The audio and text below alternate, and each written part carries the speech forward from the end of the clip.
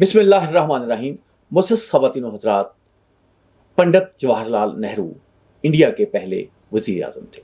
वो इंडिया के पहले वज़ीर आज़म ही नहीं थे, वो इंडिया के तवील तरीन काम करने वाले फॉरेन मिनिस्टर भी थे। वो 17 साल इंडिया के फॉरेन मिनिस्टर रहे, क्योंकि नेहरू समझते थे कि फॉरेन अफेयर्स में वो बहुत कॉम्पिटेंट हैं और उन्होंने बुनियादी तौर पे भारत की फॉरेन पॉलिसी बनाने में बहुत अहम किरदार अदा किया।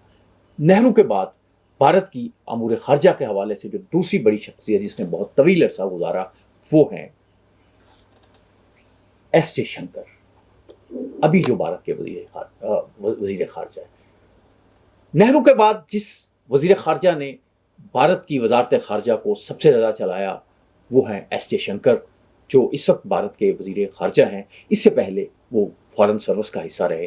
तवील उनका एक सफ़र है वजारत अमूर ख़ारजा का, और मोदी के वो पसंदीदा है। कहा यह जाता है कि दो बातें ऐसी हैं जयशंकर में जो मोदी को उसके बहुत करीब ले गई हैं।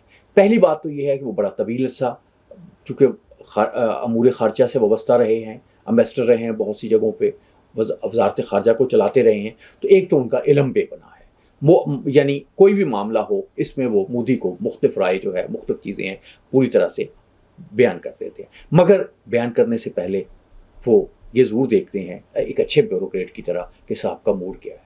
तो मोदी जो है उनके यस मैन होने से बहुत खुश हैं कि जो मैं चाहता हूँ, जयशंकर उसी बात को अच्छे तरीके से कर देता है और उन्हीं लाइनों पे चलता है, बाउंड्रीज़ को क्रॉस नहीं करता। तो जयशंकर की वजारत ख़ारजा में जो तवील तैनाती है, तवील जो सर्विस है, उसकी एक वजह तो ये भी है कि वो बहुत कॉम्पिटेंट हैं, बहुत जानने वाले हैं। लेकिन दूसरी बात यह है कि वो मोदी के यस मैन हैं। मोदी के यस मैन होने की वजह से जयशंकर को तो बहुत फ़ायदा हुआ। वो 31 मई 2019 से मुतवातर इंडिया के फॉरेन मिनिस्टर चले आ रहे हैं। मगर क्या भारत को वो मकासद हासिल हो सके जो एक इंडिपेंडेंट, एक साहिब राय वज़ीर ख़ारजा के होते हुए हासिल हो सकते थे? बात यह है कि जयशंकर ने कभी भी मोदी से आगे चलने की कोशिश नहीं की। वो मोदी के पीछे, बल्कि बहुत ही पीछे चले, और इससे यहाँ वज़ीर ख़ारजा को रोकना होता है कि ये काम आप ना करें, प्राइम मिनिस्टर को बताना होता है कि ये मामला करें। तो ये सबसे बड़ी बात एस जयशंकर के जो अहद वजारत है उसमें ये रही है कि वो मोदी का हाथ नहीं रोक सके, और उसका नतीजा ये निकला है कि पूरी दुनिया में भारत की जो ख़ारजा पॉलिसी है वो ज़ीरो हो गई है। यानी आप एस जयशंकर को भारत के एक ऐसे काबल, लायक, टैलेंटेड वज़ीर ख़ारजा के तौर पे याद रख सकते हैं जिसने भारत को दुनिया में बिल्कुल उसका इमेज ख़राब कर दिया। इसमें सारा कसूर तो एस जयशंकर का नहीं है, भारतीय पॉलिसियों का भी है, जो विन विन पोजीशन में नहीं चलती, जो जी और जीने दो की पॉलिसी पे यकीन नहीं रखती, वो डोमिनेंस पे यकीन रखती हैं। और नरेंद्र मोदी जब ये कहता है कि जी हम तो 1 अरब 40 करोड़ हैं, हम दुनिया की यूँ सुने, दुनिया को हमारी सुननी है, ये टैगलाइन, ये वो बेसिक एरिया है, ये वो बेसिक असूल है जिसके बुनियाद पे जो है भारत दुनिया में तनहा हो गया है।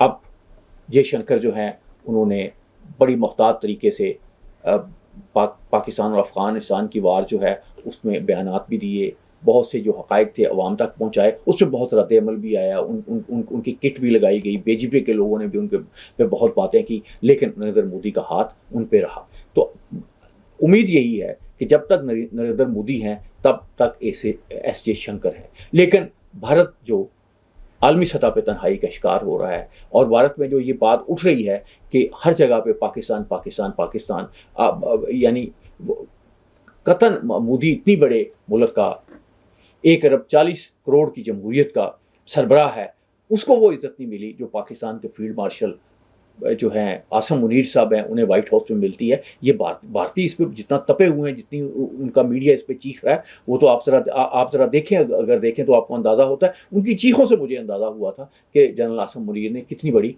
कामयाबी हासिल की है। इस तरह से चीन जो है हर जगह पर भारत जो है उसको पीछे फेंक रहा है।